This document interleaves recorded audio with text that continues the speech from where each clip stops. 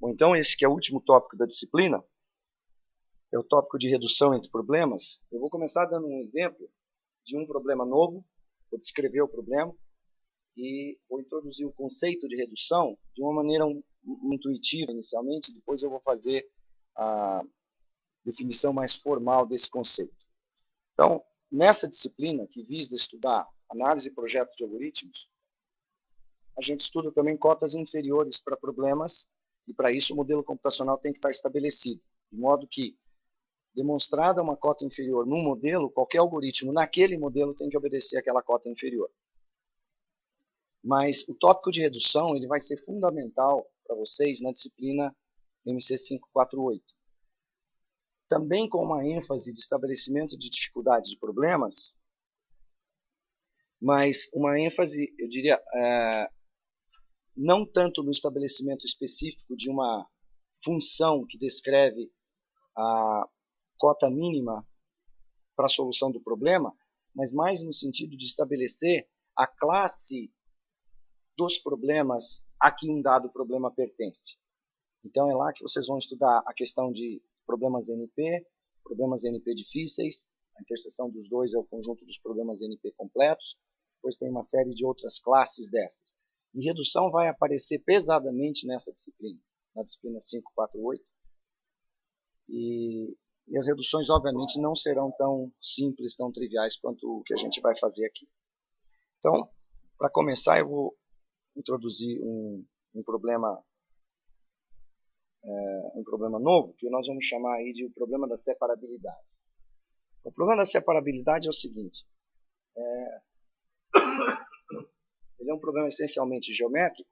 Então, no caso do plano, ele consiste do seguinte, você tem dois polígonos simples. Um polígono simples é um polígono que nenhum par de lados tem interseção própria, ou seja, o bordo é sempre uma cadeia, vértice, aresta, vértice, aresta, vértice, aresta, e duas arestas não se interceptam, exceto nos vértices comuns a elas. Tá?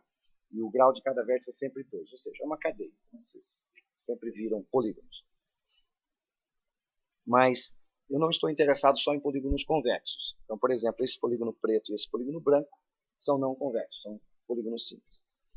Então, a questão da separabilidade é o seguinte, dado um conjunto de polígonos, será que existe alguma maneira de mandar esses polígonos para o infinito, em alguma direção? Então, se fossem dois polígonos convexos que eu tivesse no plano, eu poderia enviar, bom, se são dois polígonos sem interseção, né, senão o problema não faz sentido, porque se tem interseção, obviamente é inseparável, mas, então, dois polígonos convexos, eles sempre podem ser separados por uma linha. Obtida uma linha que separa dois polígonos convexos, na direção perpendicular a essa linha, você pode mandar um polígono para um lado e o outro polígono para o outro lado. Então, dois polígonos convexos são sempre separáveis. E são separáveis só por translação. Eu não preciso de rotação, eu não preciso de nada mais. Esses dois polígonos aqui, que são polígonos simples, eles não são separáveis por translação. Veja, eu não consigo mover em direção alguma o polígono preto, ele sempre esbarra no branco. Eu não consigo mover o branco em direção alguma, ele sempre esbarra no preto. Então, esses dois polígonos são inseparáveis por translação. Mas eles não são inseparáveis se eu permito também rotação. Eu posso pegar o polígono interno, aí, o branco, e fazer, por exemplo, esse movimento de rotação com ele, conseguir fazer com que ele escape. Uma vez que ele escapa, eu posso mandar os dois para infinito. Certo? Então, eles são separáveis por translação e rotação.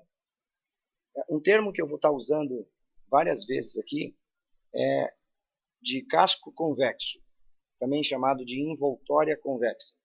Então, o que é o casco convexo? O casco convexo é o menor polígono convexo que contém um certo objeto, ou um certo conjunto de pontos. Então, esses dois polígonos eles têm cascos convexos que se interceptam. Se eu pegar o casco convexo do polígono branco, ele vai ser essencialmente esse retângulo aí, ou quadrado, não sei, que se completa com essa linha azul. Se eu pegar o polígono preto, o seu casco convexo vai ser o polígono convexo formado por esse conjunto de arestas exterior do polígono, e mais essa outra aresta vermelha que eu coloquei aí. E o polígono branco, ele tem por casco convexo esse conjunto de arestas azuis mais a aresta azul de baixo que eu acrescentei. Então, os dois cascos convexos se interceptam. Quando eu faço rotação do polígono branco e eu tiro dali de dentro, o que eu fiz na verdade? Eu fiz com que os seus cascos convexos ficassem disjuntos. A partir do momento que eu tenho dois cascos convexos, eu tenho dois polígonos convexos. Dois polígonos convexos que não se interceptam são sempre separados. Então, o primeiro passo do processo de separação desses dois é simplesmente pegar o polígono branco e, com rotação, fazer com que ele se afaste o suficiente para que os cascos convexos sejam disjuntos. Já esses dois polígonos aqui, o branco e o preto, restrito ao plano, né? Eu não estou considerando a possibilidade de usar a terceira dimensão para levantar um deles e jogar para infinito. Então, esses dois eles são inseparáveis com qualquer tipo de operação. Não adianta querer fazer translação, rotação, uma combinação das duas. Não há como separar esses dois polígonos. E o problema da separabilidade, assim chamado, é aquele em que você tem um conjunto de polígonos e você quer saber se eles são separáveis ou não. Então, veja, é um problema de decisão. Quando que eu tenho um problema de decisão? Sempre que a resposta é sim ou não. Tá? Imagine, por exemplo, a seguinte situação, só para podermos falar de três tipos diferentes aí de problemas. Imagina que você tem um conjunto de pontos no plano e eu lhe dou um retângulo e pergunto para você, existe algum ponto dentro desse retângulo? Esse é um problema de decisão. Se eu perguntar quantos são os pontos que tem dentro desse retângulo? Esse é um problema de contagem. E se eu perguntar quais são os pontos que estão dentro desse retângulo? Esse é um problema de enumeração. Então, existem três categorias de problemas. Os problemas de decisão, resposta é um bit, é um booleano. Problema de contagem, resposta é um número. E problema de enumeração, a resposta é uma lista explícita. Se eu sei resolver um problema de enumeração, basta contar quantos elementos foram enumerados e eu tenho a solução do problema da contagem. Obtida a solução do problema da contagem, basta eu verificar se a contagem é zero ou não para saber a resposta do problema da decisão. Se a resposta é zero, na contagem, no problema de decisão a resposta é não. Se a resposta é positiva, a resposta do problema da decisão é sim. Então, o problema da separabilidade é um problema de decisão. Eu só quero responder sim ou não quando se pergunta, dado esse conjunto aí de polígonos, eles são separáveis ou não. Então, guardem esse problema da separabilidade na memória e eu vou passar para um outro problema agora. Esse é chamado o problema da partição. O problema da partição ele tem esse enunciado. Você tem S, uma lista de N números, e você quer determinar se S é particionável em dois subconjuntos disjuntos, S1 e S2, cuja soma é a mesma. Tá? Então você tem uma lista de N números, você quer determinar se essa lista é particionável em dois conjuntos ou duas listas disjuntas, cuja soma é a mesma. Esse problema é de enumeração, contagem ou decisão?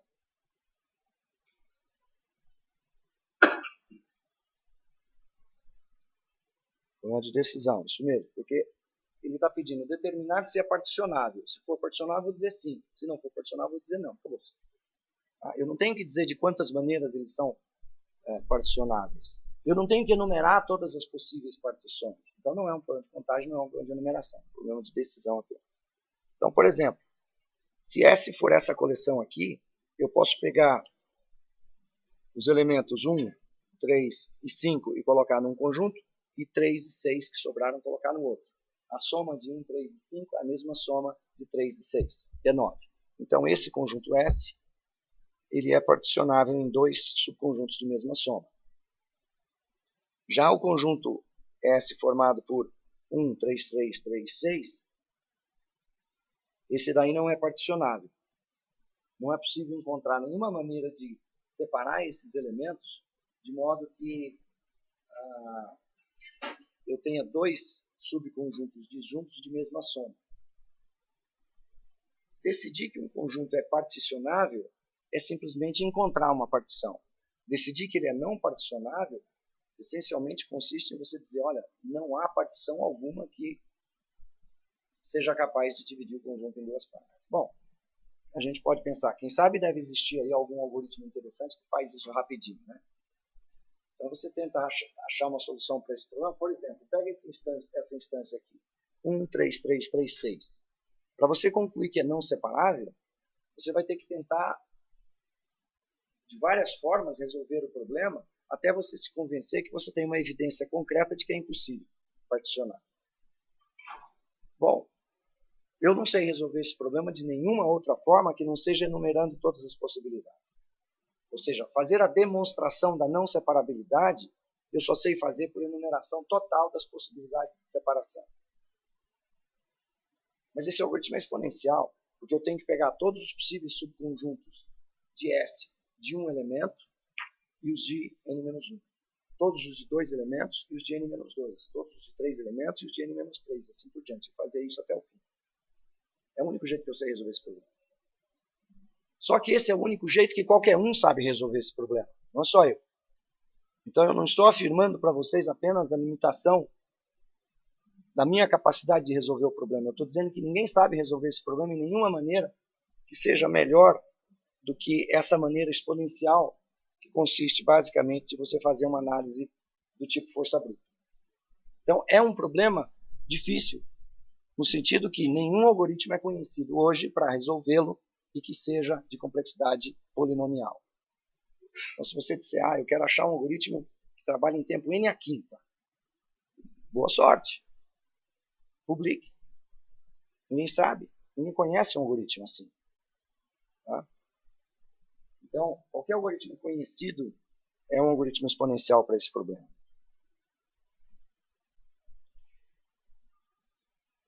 A ideia por trás desse tópico de hoje, que é o tópico de redução, pode ser exemplificado com essa pergunta. Será que é possível simular um problema com o outro?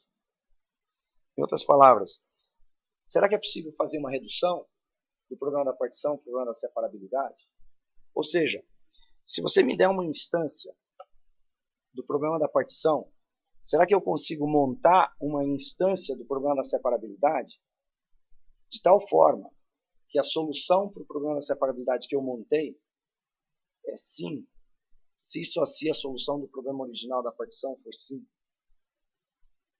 Consequentemente, se a resposta for não para o problema da separabilidade, a resposta tem que ser não para o problema da partição na instância original que você me deu e na instância que eu montei. Então essa aqui é a pergunta, certo? Então, para exemplificar como que se faz isso, eu preciso considerar que você me deu uma instância do problema da partição e eu vou montar agora um conjunto de polígonos, de tal modo que a separação deles implica na existência de uma partição do conjunto original. E a inexistência de uma partição significa que o problema original é não particionável. Vamos fazer um parêntese aqui para comentar uma outra coisa que é muito importante. Veja, eu falei agora há pouco, se a resposta da instância que eu montei, acho que a frase foi, a resposta da instância que eu montei será sim, se só se a resposta da instância original for sim. Tá?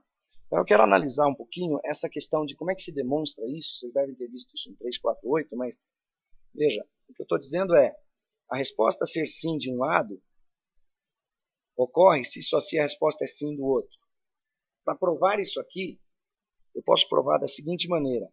Maneira número 1, eu posso provar que sim implica sim, e posso provar que sim do lado direito implica sim do lado esquerdo. Então essa é uma maneira de se provar isso. Mas é equivalente provar que esse sim implica sim, e agora, pela contrapositiva da segunda implicação do conjunto 1, provar que não implica não. Então, isso aqui vocês devem ter visto no 348 ou qualquer outra disciplina onde algum princípio de lógica foi visto. E são só essas duas formas? Não, não são só essas duas formas, porque eu também poderia fazer a contrapositiva da primeira. Então, eu também poderia provar, no lugar dessa segunda possibilidade, eu poderia provar que na contrapositiva da primeira, e não do lado direito implica não do lado esquerdo, e não do lado esquerdo implica não do lado direito. Mas eu também posso fazer uma outra, que é onde não do lado direito implica não do lado esquerdo, e sim do lado direito implica sim do lado esquerdo. Certo? Então, essas são as formas todas em que é possível fazer a demonstração desse sim, se, só se, sim.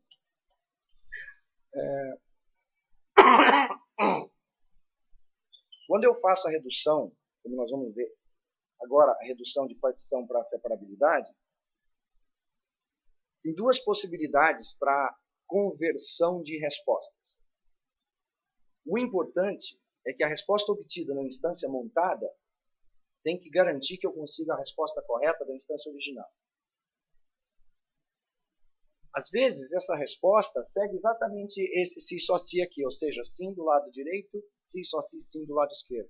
Mas, às vezes, por causa do processo de montagem da instância, eu preciso inverter a resposta.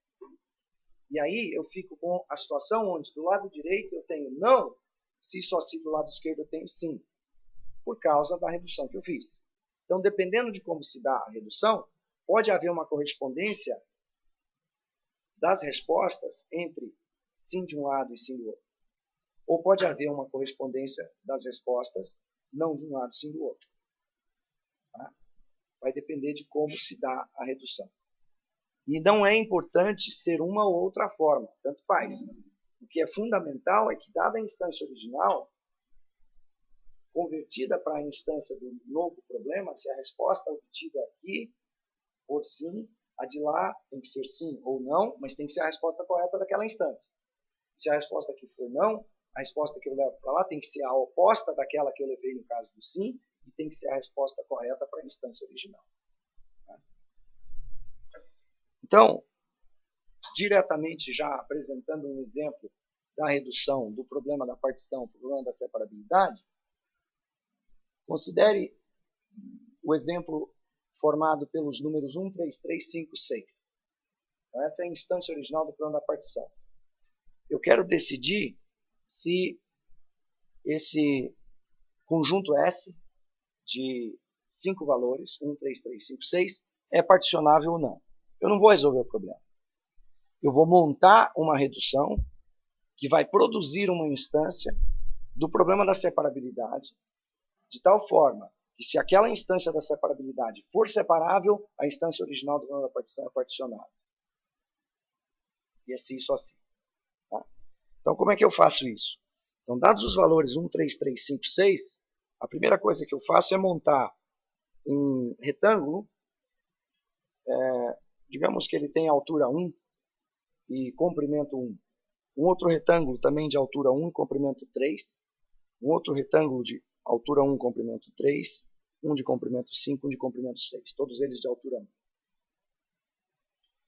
E como eu sei somar todos esses números, eu somo e divido por 2. Porque qualquer divisão que eu fizer entre dois conjuntos, na hora que eu particionar o conjunto S, se a soma de um desses subconjuntos é igual à soma do outro desses subconjuntos, se a união dos dois é o todo, isso significa que a soma de cada um dos dois é metade do todo. Então eu somo todos eles. 1 mais 3 mais 3 mais 5 mais 6 deu 18. Divide por 2 dá 9. Então agora eu vou fazer aqui um retângulo acinzentado, que é esse retângulo aqui, com esse corredor. Veja, o retângulo ele vai dessa perna comprida de baixo até a esquerda, depois ele sobe, tem essa área de cinza aí de cima, e tem uma reentrância aqui, que é onde esse outro polígono aqui está encaixado. O espaço nessa região é 1 de altura. Portanto, o espaço nessa região aqui é 2 de altura. Mas o mais importante é que o comprimento da região entre o lado esquerdo dessa reentrância e o início aqui dessa área branca, isso aí seja metade do valor da soma. Bom, eu quero decidir se esses polígonos agora são separáveis. Veja, o polígono Q está travado. Ele não consegue descer porque ele precisa descer aproximadamente 2 unidades por causa daquele pico que ele tem enfiado na reentrância do polígono 5. Ele tem que descer até encostar aqui embaixo para conseguir escorregá-lo para a direita. Se eu não descer, ele não vai para a direita. Para a esquerda ele não pode ir porque ele está também travado aqui. E travado também na reentrância. Então eu só conseguirei separar esses polígonos se eu conseguir tirar o polígono Q daí. Porque só depois dele sair é que eu vou conseguir tirar os outros. Eu não consigo tirar nenhum dos polígonos 1, 3, 3, 5, 6. Bom, mas nessa área daqui eu consigo colocar empilhado em cima um do outro altura 2. Ou seja, eu consigo colocar um polígono em cima do outro desses polígonos 1, 3, 3, 5, 6. Só que eles não podem ultrapassar o comprimento 9, senão eu não consigo descer o polígono Q. Para o polígono Q descer, todos esses 1, 3, 3, 5, 6 tem que estar ocupando essa área que eu achei de azul ali. Bom, mas isso significa colocar uma fileira desses polígonos com uma outra fileira desses polígonos em cima. Bom, eu não posso serrar um polígono desse no meio, eu tenho que colocar integralmente lá. Então, se eu conseguir fazer isso, se eu conseguir separar, significa que esses polígonos couberam nessa área branca.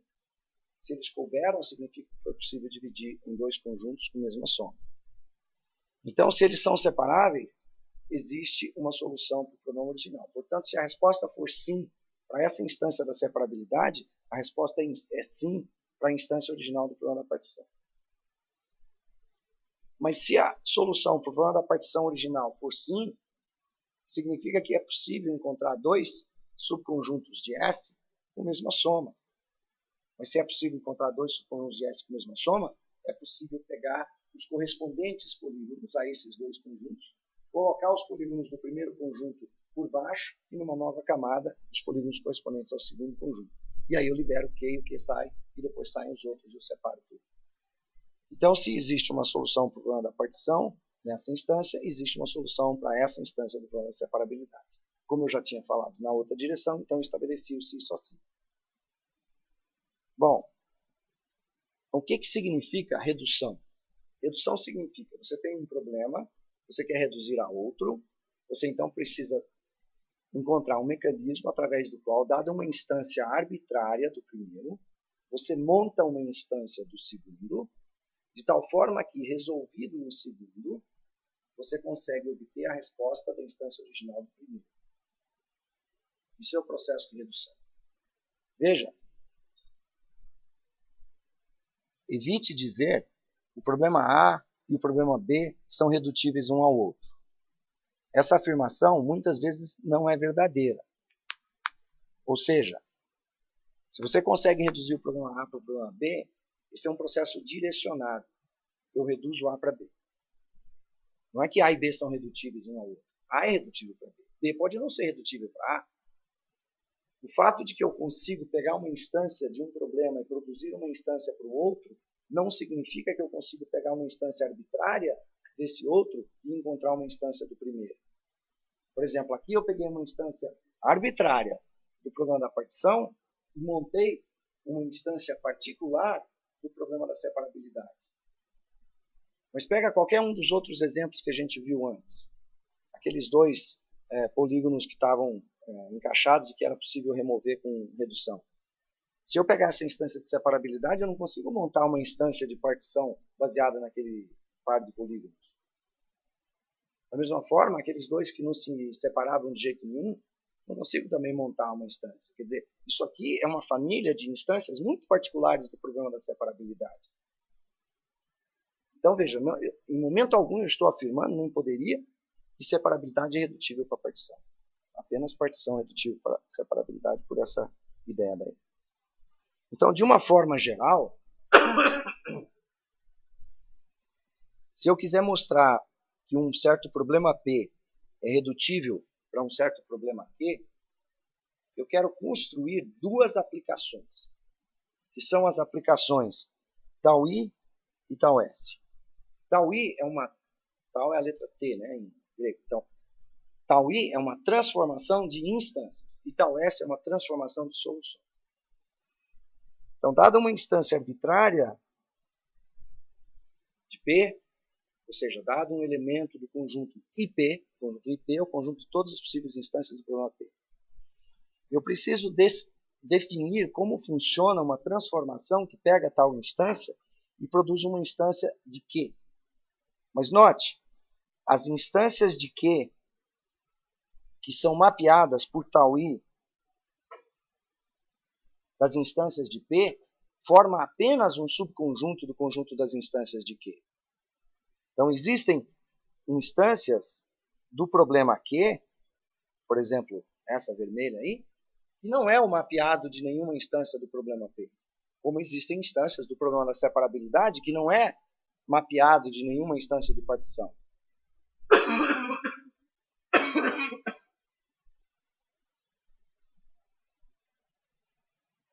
Resolvido uma instância do problema da direita, do problema Q, eu agora estou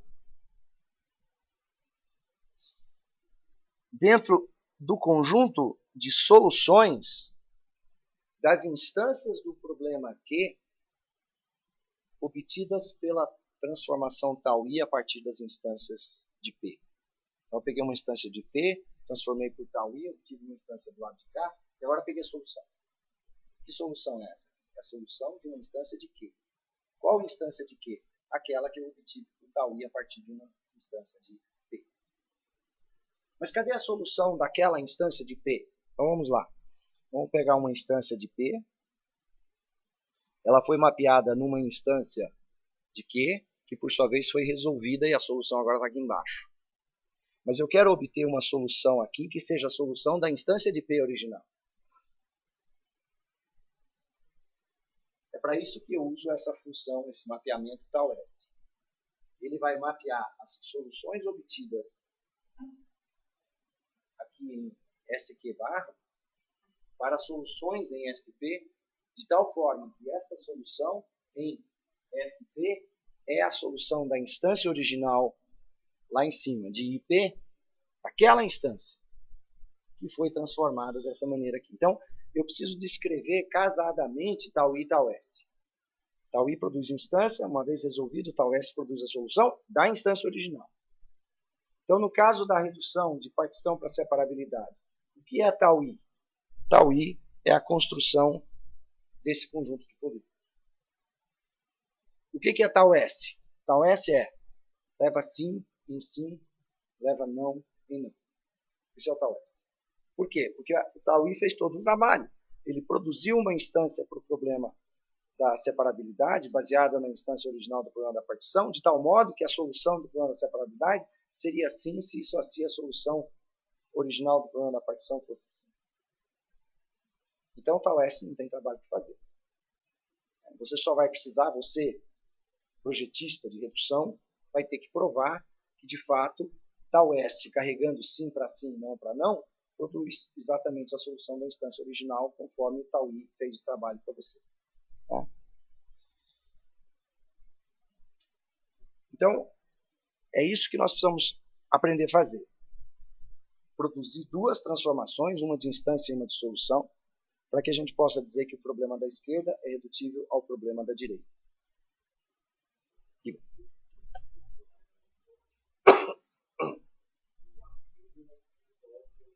O AQ é um algoritmo arbitrário que resolve o problema. Isso aqui é simplesmente para dizer que não é o conjunto SQ inteiro. Isso aqui não é uma negação lógica. Isso aqui é simplesmente, olha, é um subconjunto. Né? Inclusive aqui, veja, o IQ é o conjunto de todas as instâncias de Q. Esse conjunto aqui de dentro, ele é o tau I de IP. Então, se eu quisesse me referir a esse conjunto aqui, eu diria ele é o tau I de IP, como subconjunto de I de Q. E esse conjunto daqui, eu poderia também dizer que ele é o resultado AQ de todas as possíveis instâncias daquele conjunto ali de cima, que é o tau I de IP. Bom, então, isso aqui, digamos, é uma forma subjetiva de se ver a coisa, né? Nós usamos uma notação para dizer que um problema é redutível a outro, que é um símbolo, parece um infinito, só que ele não fecha. É um símbolo de proporcionalidade, né? O primeiro é uma bola fechada, o segundo é um C, e os dois estão encostados um no outro. Então eu digo que P é redutível para Q quando eu escrevo dessa maneira. Então, vamos olhar para uma outra versão desse diagrama.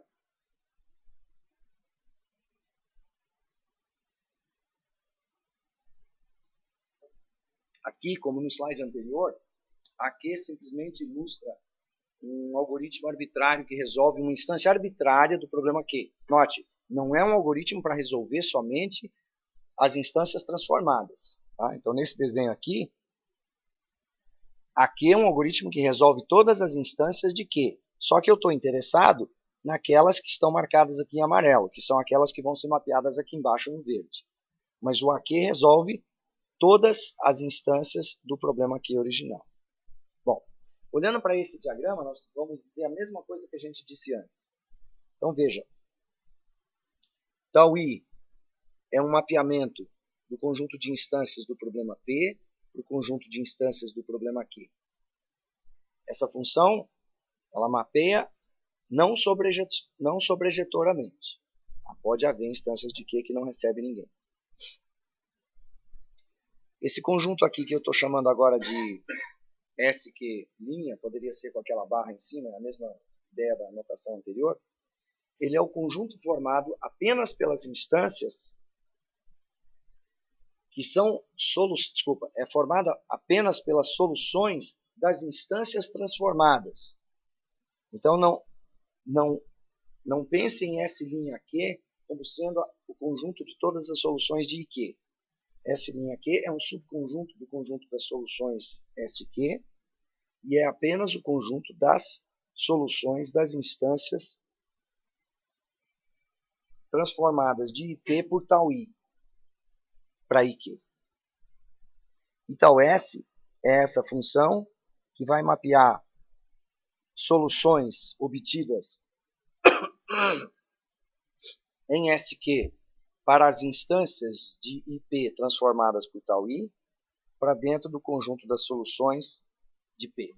De tal modo que, dada uma instância aqui, se ela foi transformada por tau I numa instância lá, que foi resolvida por AQ para uma solução aqui, ela será transformada por tau S numa solução aqui, onde a solução desse problema é essa solução daqui de baixo. A última coisa desse diagrama que eu quero mencionar é que, além da gente usar esse símbolo para indicar que o problema P é redutível ao problema Q, nós usamos um índice, um subscrito, nesse símbolo, para indicar qual é uma função que descreve a complexidade das operações tau I e tau S. Ou seja, f de n me diz o seguinte: quanto custa fazer essa redução? Quanto custa fazer a redução é a soma do que custa produzir uma instância mapeada e quanto custa para produzir uma solução mapeada. Então é a soma dessas duas complexidades.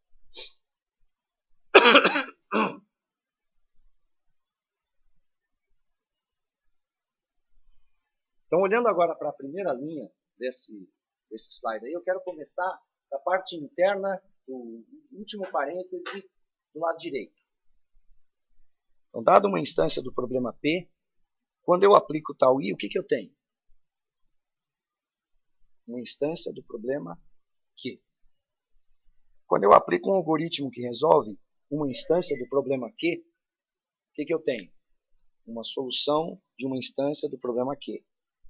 Quando eu aplico tal S numa solução de uma instância do problema Q, que veio mapeada por tal I de uma instância do problema P, o que eu obtenho? Uma solução para a instância original do problema P. Ora, mas então o que eu acabei de fazer? Eu acabei de produzir um algoritmo que resolve o problema P. Ou seja, se você conhece um algoritmo que resolve o problema Q, e se você é capaz de produzir uma transformação de instância associada a uma transformação de solução que mapeia o problema P no problema Q, o que você fez nesse momento foi produzir um algoritmo para resolver o problema P. Então esse algoritmo aqui é resultado da composição de 3 operações. Uma transformação de instância, aplicação de um algoritmo, uma transformação de solução.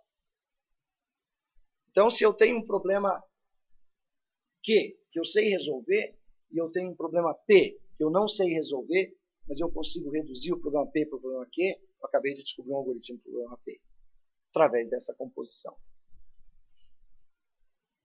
Então, se hoje, no bandejão, na hora do almoço, você puxar um guardanapo e resolver o problema da separabilidade com uma solução polinomial, você acabou de resolver o problema da partição no tempo polinomial. Porque, dada uma instância do problema da partição, eu consigo rapidamente produzir uma instância do problema da separabilidade. Então, olha só. Se isso aqui é uma instância do problema da partição, depois que eu aplico tal I, eu tenho uma instância do problema da separabilidade.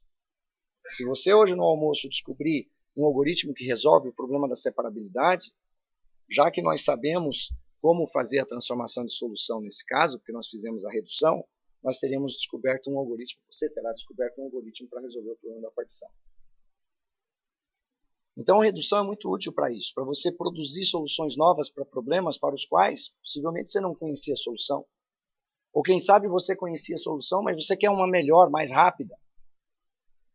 E o problema aqui te dá uma solução rápida para as suas próprias instâncias. Se você conseguir transformar por redução o problema P no problema Q também de forma rápida, vai funcionar. Veja só.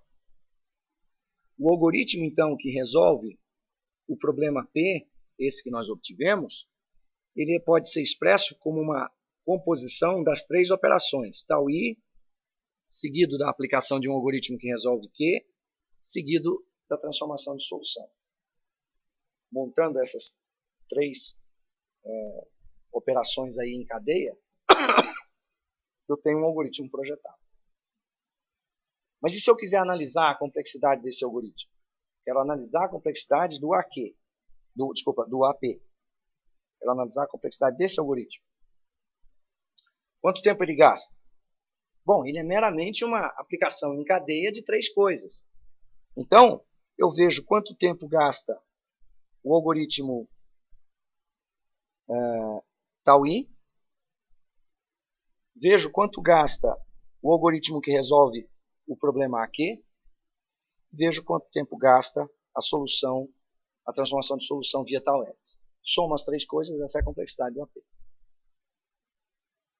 Então, por exemplo, suponha que o melhor algoritmo que você conhece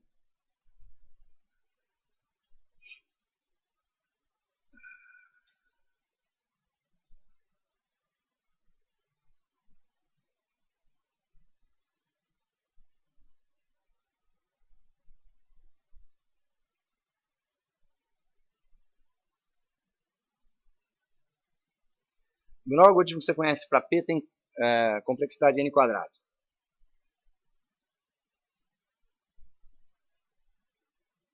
Então, suponha que a melhor cota superior conhecida para o problema P é n quadrado.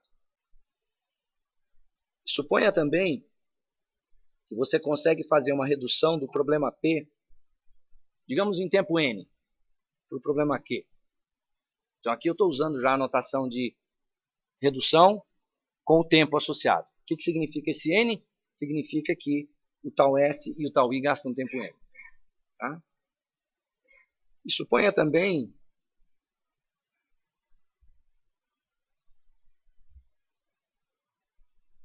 que o problema Q tem um algoritmo que o resolve, que é n log n. Que conclusão eu posso tirar agora? Bom, isso aqui gasta no máximo tempo n, isso aqui gasta no máximo tempo n, isso aqui gasta no máximo tempo n log n. Então, quando eu somo isso aqui, eu tenho n log n.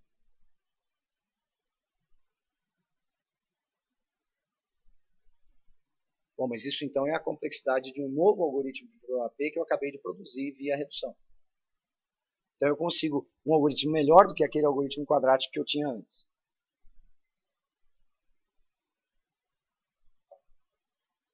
Esse é um lado da moeda.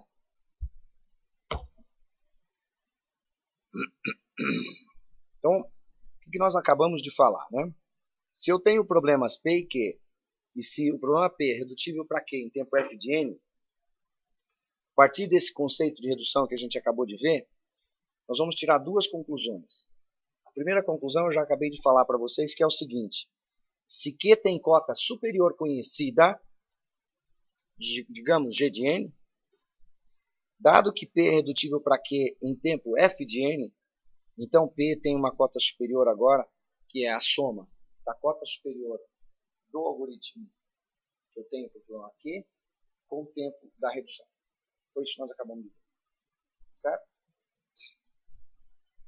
Bom, a prova dessa afirmação eu acabei de fazer no slide anterior. Só que agora eu quero voltar para esse slide e olhar o outro lado dessa história toda. Então vamos começar do zero nesse slide aqui de outra vez. Suponha que você não sabe nenhuma cota inferior para o problema Q, plano da direita. Você não sabe nenhuma cota inferior para o problema Q.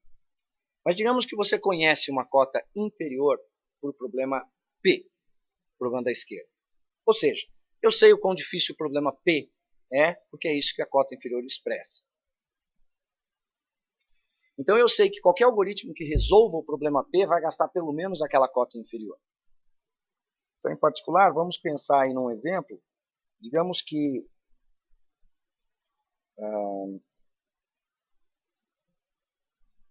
n log n é uma cota inferior conhecida para o problema P. Bom, se eu sei que n log n é cota inferior para P, isso significa que esse algoritmo, como ele é um algoritmo que resolve o problema P, ele tem que gastar pelo menos n log n. Mas suponha que o problema P é redutível em tempo n ao problema Q. Isso significa que se eu olhar para os tempos gastos por tal i e por tal s, ou seja, a soma desses dois, isso aqui me dá como resultado O de n, porque essa é a complexidade da redução. Mas o fato que n log n é cota inferior para P significa que o tempo T a P, esse tempo aqui, ele é pelo menos ômega de n log n. Porque não é possível que um algoritmo que resolve P resolva em menos tempo do que sua cota inferior. Bom, o que está escrito do lado esquerdo, T de AP pertence a ômega de n log n, significa que do lado direito eu tenho a soma de três coisas, cujo total tem que ser ômega de n log n. Mas não pode ser culpa nem de T de tal i, nem de T de tal s, porque esses dois gastam O de n. Conclusão, T de AQ tem que ser ômega de n log n. Então, conclusão, T de AQ tem que ser ômega de n log n. Bom, o que nós fizemos então? Nós partimos lá em cima de uma cota inferior conhecida por problema P, mais uma redução de P para Q, e obtivemos uma cota inferior para o problema Q, sob a condição de que o tempo gasto na redução seja inferior à cota inferior do problema P. Então, eu posso gastar N, mas não posso gastar N quadrado na redução. Na verdade, eu nem sequer posso gastar N log N na redução. Porque se eu gastar N log N na redução, isso significa que o tempo de tal I e o tempo de tal S poderiam ser N log N, portanto, responsabilizados pelo fato de que o T de AP do lado esquerdo é ômega de N log N. E aí eu não poderia pôr a culpa desse ômega de N log N no T de AQ, e, portanto, não poderia concluir aqui embaixo essa cota inferior. Então, é imperativo que o tempo da redução seja inferior ao tempo da cota inferior do problema da esquerda, senão eu não posso transferir para o problema da direita. Então, vamos para a segunda conclusão da redução. Então, se o problema P tem uma cota inferior, digamos, ômega de H de N, e se o problema P é redutível para o problema Q em tempo F de N, e agora vem aquela parte que eu disse que era imperativa. Se o tempo da redução é inferior, estritamente inferior, O pequeno,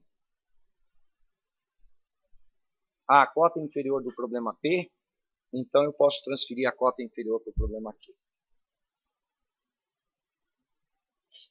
Nós acabamos de fazer a prova no slide anterior também. Deu para entender isso? Se quiserem fazer alguma pergunta, aproveita lá. Se quiser olhar aqui para pensar em alguma pergunta.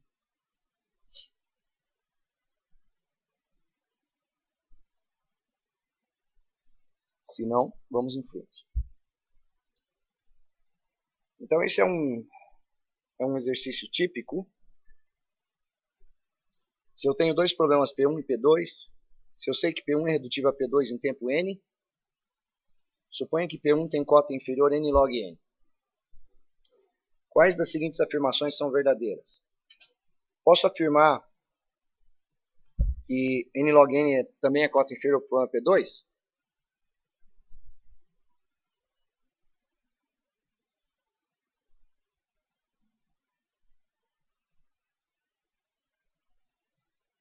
Tem vários sims, tem vários talvez. É exatamente isso que nós acabamos de ver, né? Se o problema P1 é redutível para o problema P2 em menos tempo do que a cota inferior conhecida do P1, então eu posso transferir a cota inferior do P1 para o P2. Então, realmente, isso aqui é verdadeiro. Parte B. Todo algoritmo que resolve P1 pode ser usado para resolver P2.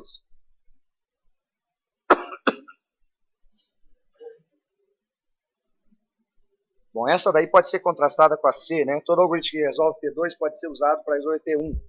Que tal essa? Foi exatamente isso que a gente viu no primeiro caso, né? Na hora que eu pego um algoritmo que resolve o problema da direita, da redução, eu faço a composição tal I, depois aplica AQ, depois aplica tal S e eu tenho a solução. Então, esse daqui é verdadeiro e esse daqui é falso. Eu não posso afirmar isso. Será que é verdade? Talvez. Mas só se eu tivesse uma redução do problema P2 para o problema P1. E o enunciado não fala isso. Então, eu não posso afirmar que é verdadeiro. Então, eu afirmo que, olha, por enquanto é falso. Tá? Posso afirmar que o problema P2 pode ser resolvido, no pior caso, em tempo N log N?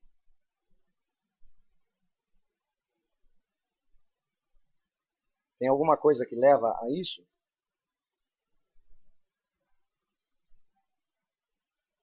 A única afirmação que nós fizemos sobre solubilidade de um problema num certo tempo era para P1, quando eu conhecia uma solução para P2, e a complexidade dessa solução para P1 era a soma da complexidade da solução conhecida para P2 mais o tempo da redução. Então, isso aqui, por enquanto, é falso.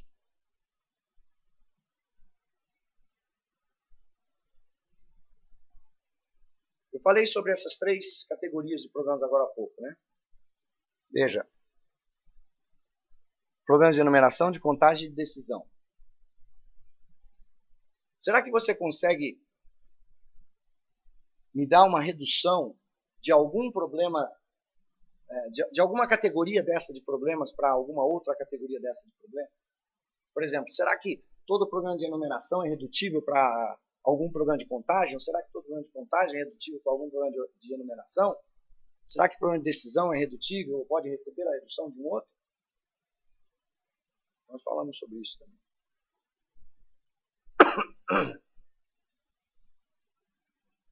Será que eu consigo resolver um problema de decisão se eu souber resolver o correspondente problema de contagem? Consigo, né?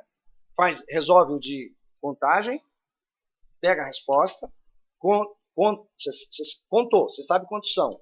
Verifica se esse valor é zero. Se ele for zero, a resposta do problema de decisão é não. Se não for zero, a resposta do problema de decisão é sim. Então dá para reduzir. Bom, eu estou reduzindo quem para quem? Eu estou reduzindo o problema de contagem para o problema da decisão ou reduzindo o problema de decisão para o problema da contagem? Isso, reduzindo decisão para contagem. Dada uma instância do problema da contagem, dada uma instância do problema da decisão, eu pego a sua instância, transformo numa instância do problema da contagem, peço a resposta. Qual é o trabalho de tal S agora? Se for zero, responda sim. Se for zero, responda não. Se for positivo, responda sim. Da mesma maneira, dado um programa de enumeração, eu pego uma instância dele. Dado um programa de contagem, eu pego uma instância dele, produzo uma instância do programa da enumeração. Uma vez enumerado, eu verifico quantos tem e respondo esse número. Eu resolvi o problema da contagem. Tá? Muito bem. Qual que é o problema da envoltória convexa? Eu defini no começo, né? A envoltória convexa é o menor polígono convexo que contém um determinado objeto. Então, suponha que você tenha aí um certo conjunto de pontos. O que é a envoltória convexa desse conjunto de pontos? É o menor polígono convexo que contém esse conjunto de pontos. No caso, seria esse aqui. Isso equivale, então, a você, dado um conjunto de pontos aqui em cima desse tablet, você pega um conjunto de pregos e finca um prego em cada ponto desses. Depois você pega um elástico, solta em volta e larga. Ele vai se apertar em torno dos pregos. Certo? Aí você pode mostrar um tablet quebrado. Nesses slides, em todo lugar que aparecer A quadrado, não tem problema nenhum se você quiser pensar como sendo R quadrado, ou seja, o plano. Tá? A única razão que isso está aqui assim é por compatibilidade com as notas, porque nas notas nós falamos sobre pontos no plano de coordenadas algébricas e não de coordenadas reais. Coordenadas algébricas são coordenadas muito interessantes se você trabalhar com elas, porque elas são uma generalização muito boa de números racionais. Todo número racional é algébrico, mas você evita todos os números ruins que são reais. Os números ruins que são reais são os números transcendentes. Os números reais se dividem em duas partes. Os transcendentes e os algébricos. Os algébricos são bons, os transcendentes são horríveis. Então, o que são os números algébricos? São números que têm representação finita. Isso significa que é número inteiro? Não. Por exemplo, 1/3 tem representação finita. 1 dividido por 3. Essa representação é finita. Eu comecei a falar e parei. Ela tem uma representação infinita também, que é 1,333333333333333. Certo? Essa é uma representação infinita, mas tem uma representação finita. Π não tem uma representação finita. Ele é um número transcendente. A base do logaritmo neperiano, o E, também não tem uma representação finita. Apesar de eu poder dizer o nome do número π num tempo finito, eu digo π, ainda assim eu não estou descrevendo efetivamente quem ele é. Certo? Agora, raiz quadrada de 2, eu posso definir de uma maneira finita, como uma representação finita. Eu digo que é a solução real positiva do polinômio x² menos 2 igual a 0. Aí você diz, mas eu também poderia dizer que π é o quociente entre o perímetro de uma circunferência e o seu diâmetro? Em termos de palavras, as duas coisas são finitas. Acontece que, rigorosamente, para falar de números algébricos, eu tenho que dizer o seguinte: um número ele é algébrico se ele é a solução, se ele é a raiz de algum polinômio de grau finito e coeficientes inteiros. Então, raiz de 2 é raiz do polinômio x² menos 2 igual a 0. Raiz 17ª de 13 é raiz do polinômio x elevado a 17 menos 13 igual a 0. Eu não consigo dizer π dessa forma, não consigo dizer e dessa forma. Então, os números algébricos são os números que podem aparecer como solução, como raiz, de um polinômio de grau finito, de coeficientes inteiros. Na verdade, é um pouquinho mais do que isso. Eu estou simplificando em excesso. Porque eu posso fazer quocientes à vontade também. Então, não é só solução de polinômio de coeficiente inteiro. O conjunto dos números algébricos é fechado com relação às operações aritméticas, de soma, subtração, multiplicação e divisão. Também é fechado com relação à radical. Posso fazer o radical que eu quiser e continua caindo dentro do conjunto. Então, os números algébricos eles são as raízes de polinômios de grau finito com coeficiente inteiro ou quocientes arbitrários finitos dessas coisas. Então, assim, eu tenho uma forma um pouquinho mais geral para dizer para vocês o que são números algébricos. Esses são os números que são facilmente representáveis no computador. Você não consegue representar π no computador, porque você precisa de uma memória de tamanho infinito para isso.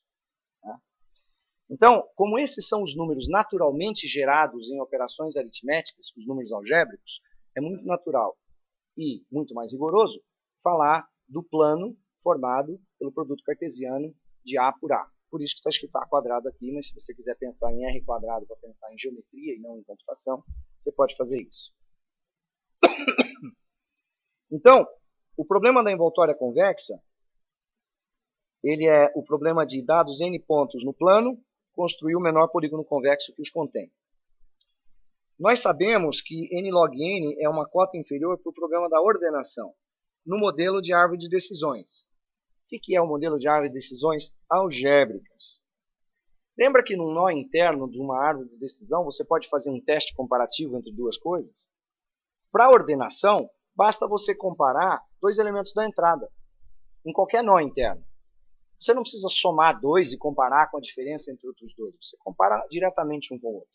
Então, esse é chamado o modelo de árvore de decisões binárias. Mas, às vezes, eu preciso operar a entrada, operar novamente a entrada e comparar o resultado dessas operações. Se as operações que eu faço são operações de grau 1, eu digo que esse é um modelo de árvore de decisões lineares. Se as operações são de grau 2, chama-se modelo de árvore de decisões quadráticas. Se o modelo é de um grau arbitrário, grande, eu chamo, de modo geral, de árvore de decisões algébricas. Isso significa que eu posso pegar qualquer conjunto de elementos da entrada de um problema, operar com potências, com produtos entre eles, qualquer operação aritmética, radical, toma um resultado, compara com outro resultado da mesma natureza. Então, é um modelo mais forte. Então, essa afirmação aí está dizendo o seguinte: mesmo no modelo de árvore de decisões algébricas, pelo mesmo argumento de que eu preciso ter n fatorial folhas numa árvore que representa um algoritmo de ordenação qualquer, eu consigo provar que n log n é cota inferior para o problema da ordenação nesse modelo. E por que eu estou fazendo isso nesse modelo? Por que eu não pego logo o modelo de árvore de decisões binárias, aquele que a gente vinha fazendo até agora, onde a comparação só é permitida entre elementos da entrada?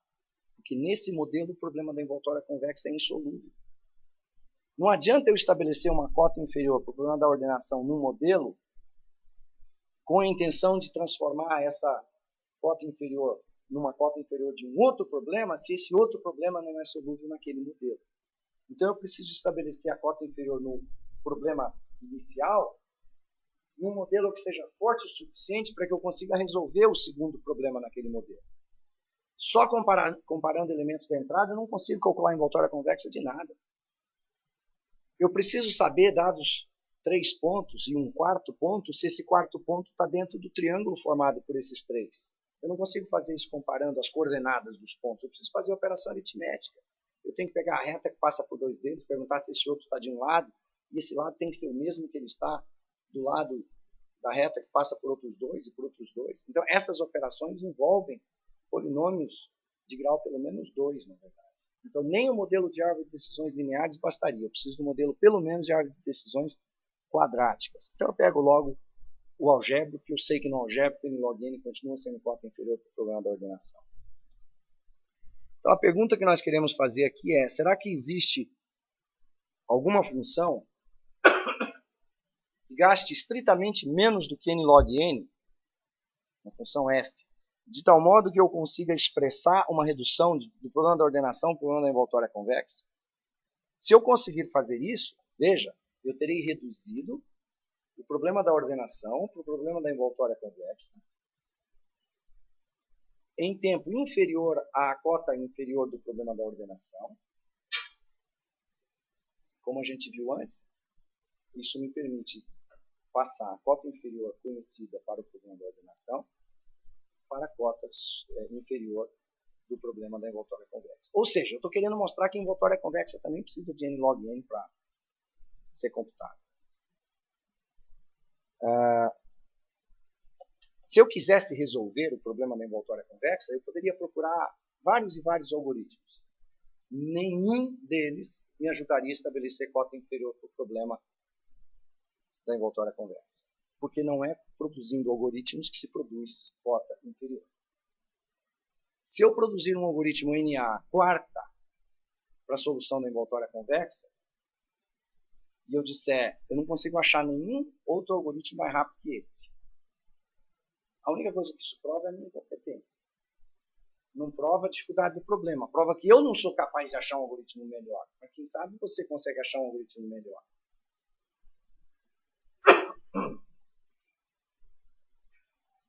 Então, já que eu quero falar sobre cota inferior para o problema da envoltória convexa, eu não vou nem começar a falar sobre algoritmos para envoltória convexa, porque não tem nada a ver com o assunto. Isso estabeleceria cota superior apenas. Bom, então, para apresentarmos uma cota inferior para o problema da envoltória convexa baseada numa redução a partir de ordenação, eu vou precisar pegar uma instância de um desses problemas e transformá-la numa instância do outro desses problemas, de modo que a solução obtida para essa instância transformada possa ser transformada de volta numa solução da instância original. Eu tenho que reduzir envoltória convexa para ordenação ou ordenação para envoltória convexa?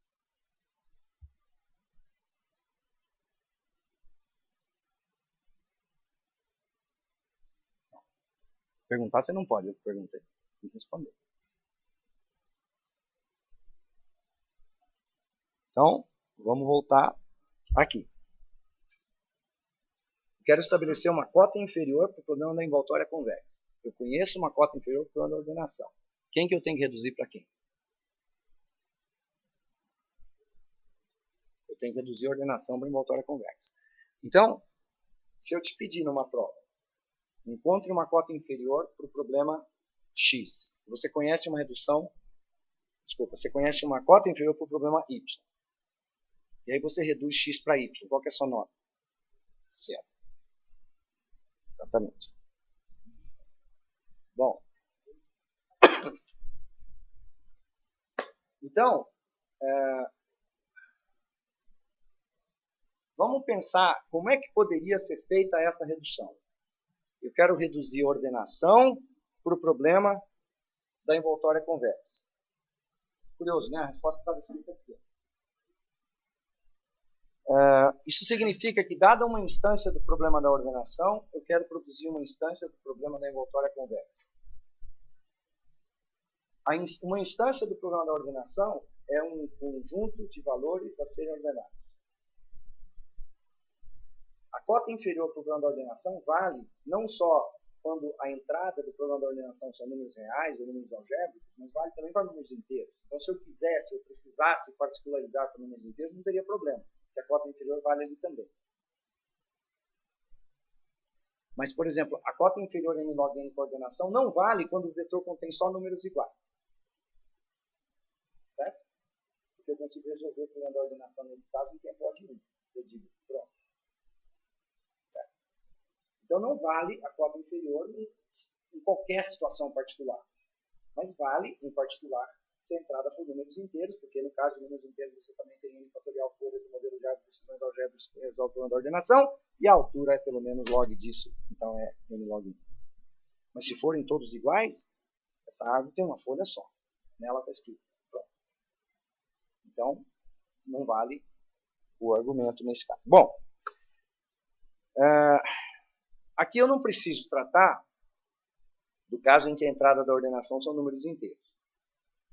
Mas eu tenho uma coleção de números a serem ordenados, números algébricos, por exemplo, reais que seja. E se eu deixar do jeito que está, se eu falar assim, tal i é a função identidade, mapeia cada valor x da entrada do plano da ordenação no ponto x do eixo x do plano. Aí eu peço a envoltória convexa. O que é a envoltória convexa? A envoltória convexa de um conjunto linear é o segmento de reta que os contém, vai do primeiro ao último. Qual é a resposta? 2 valores. Não serve para nada. Eu preciso garantir que a resposta obtida do problema da envoltória convexa possa ser transformada na resposta do problema original da ordenação. A resposta do problema original da ordenação tem que conter todos os valores da entrada do problema da ordenação. Então, a envoltória convexa não pode jogar ninguém fora. Eu não posso pegar os valores a serem ordenados e mapear no plano de tal forma que a envoltória convexa seja um certo subconjunto dos pontos e tem uns outros lá no meio que eu nem vou botar na resposta. Porque eu não consigo achar onde que aqueles entram na solução da ordenação original. Eu preciso garantir que todos eles sejam vértices do caso convexo, da envoltória convexa. Então, o mapeamento dos valores a serem ordenados tem que ser feito de tal maneira que todos eles participem da resposta do problema da envoltória convexa. Está claro isso? Não adianta produzir uma instância em que os valores das coordenadas dos pontos da instância da envoltória convexa admita algum ponto interno à envoltória convexa, porque esse ponto não vai fazer parte da saída. Porque a resposta de uma instância como essa em azul aqui é simplesmente o conjunto de pontos que forma os vértices desse polígono convexo. Mais do que isso, nós vamos considerar que a descrição de um polígono é sempre indicando a sequência em que esses polígonos estão ligados pelas arestas. Eu não vou simplesmente dizer, esses são os vértices da envoltória convexa. Eu vou dizer, esse aqui é um vértice da envoltória convexa e ele é seguido desse outro, que é seguido desse outro, etc., que é seguido do primeiro. Então eu vou dar esses caras em ordem. Opa, fez aí uma bela dica de como deve ser a redução. A redução deve ser de tal modo que, obtida a sequência dos vértices que formam o entorno da envoltória convexa, daí eu posso extrair os valores para a ordem dos números da instância original.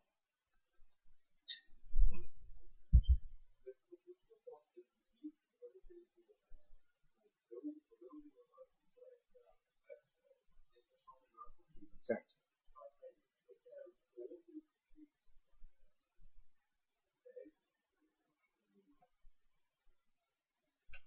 Não, veja bem, tem uma confusão conceitual aí. Dada uma instância, que é um conjunto de pontos, o menor polígono que os contém é o que eu estou buscando. Agora, na transformação de instância, eu tenho a possibilidade de dispor os pontos como eu quiser. Então, se eu os dispuser de tal forma que todos eles são vértices da envoltória convexa, todos eles vão participar da resposta. Isso o quê?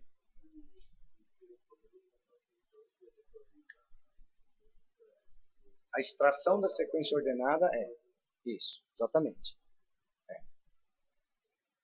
Bom, eu acabei de mostrar há pouco que se eu mantivesse por tal i igual a identidade todos os pontos numa linha reta, isso não ajuda de nada. Porque o caso convexo vai ser do primeiro ao último.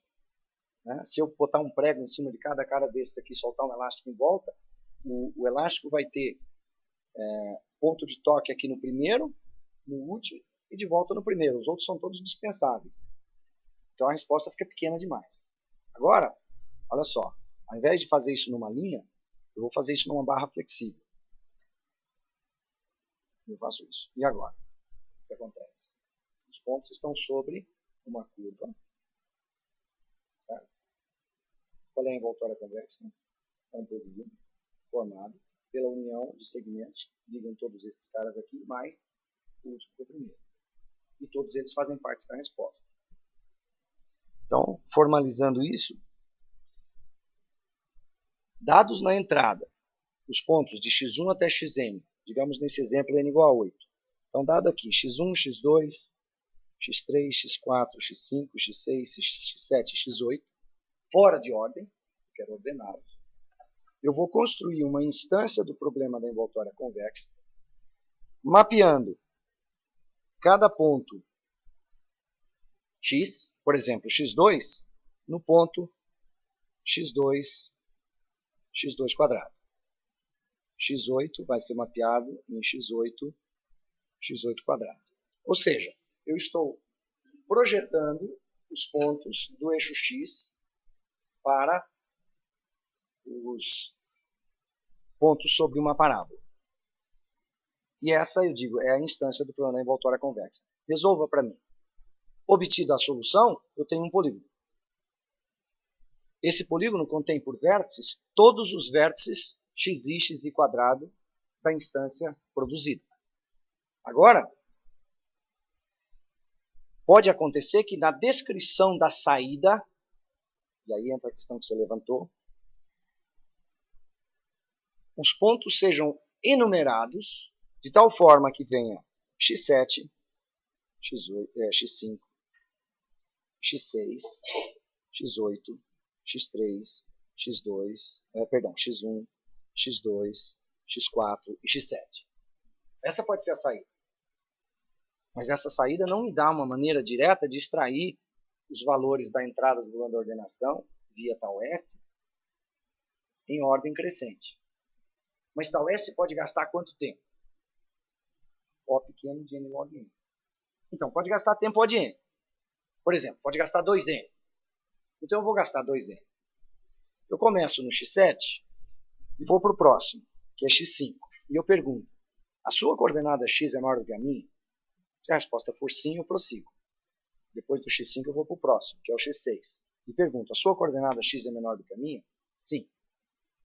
Aí eu digo, então agora eu vou começar a produzir a sequência ordenada.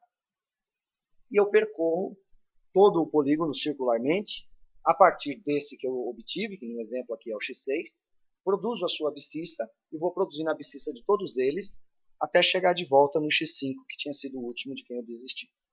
Então eu vou produzir os valores x6, x8, x3, x1, x2, x4, x7 e x5 nessa ordem.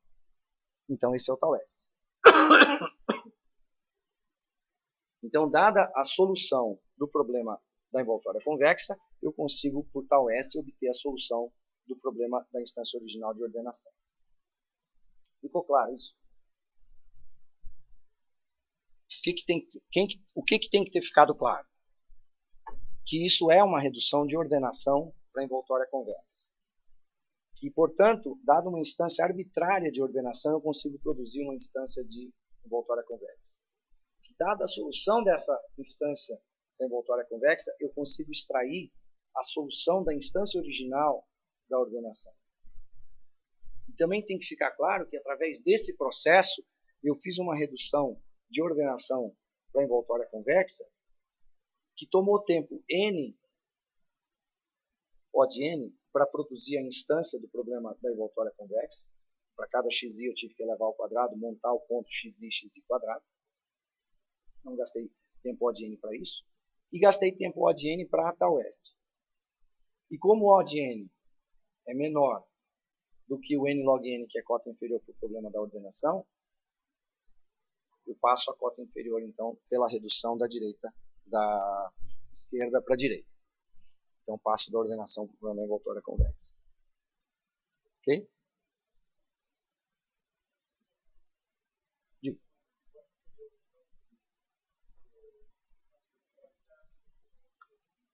Isso. Foi isso que nós provamos, né? Que a cota inferior ômega de n log n da ordenação, no modelo de árvore de decisões algébricas, passa a ser também cota inferior para o problema da envoltória convexa. Então, você agora pode afirmar: é impossível resolver o problema da envoltória convexa em menos tempo do que n log n no modelo de árvore de decisões algébricas.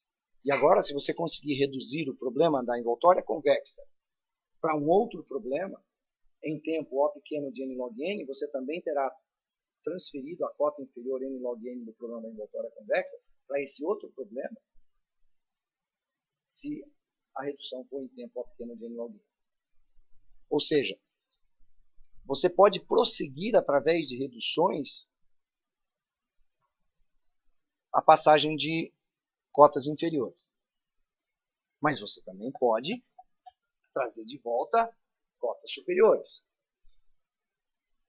Então, eu conheço um algoritmo que resolve o problema da envoltória convexa em tempo n log n. Esse algoritmo deixa eu achar um que tem um nome interessante.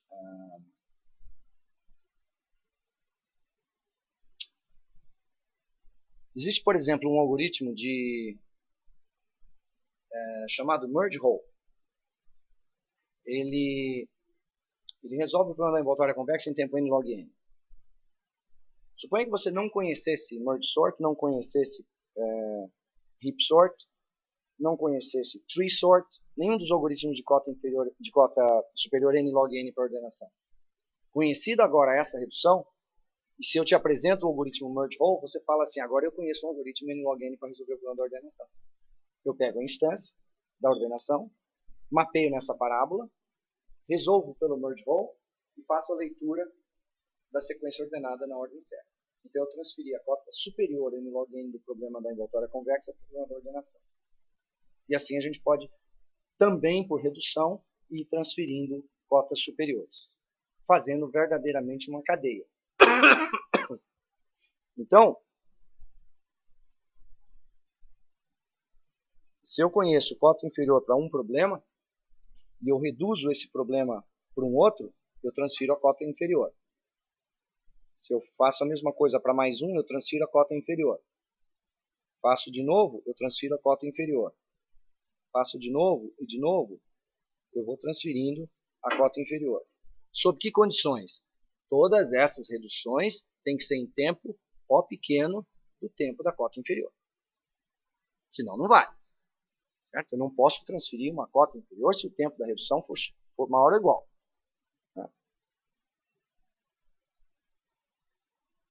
Similarmente, se eu fiz toda essa árvore de reduções aí, e eu conheço uma cota superior para esse problema, somando essa cota superior para esse problema com o tempo da redução, eu consigo uma cota superior para esse problema, e para esse aqui, e para esse aqui.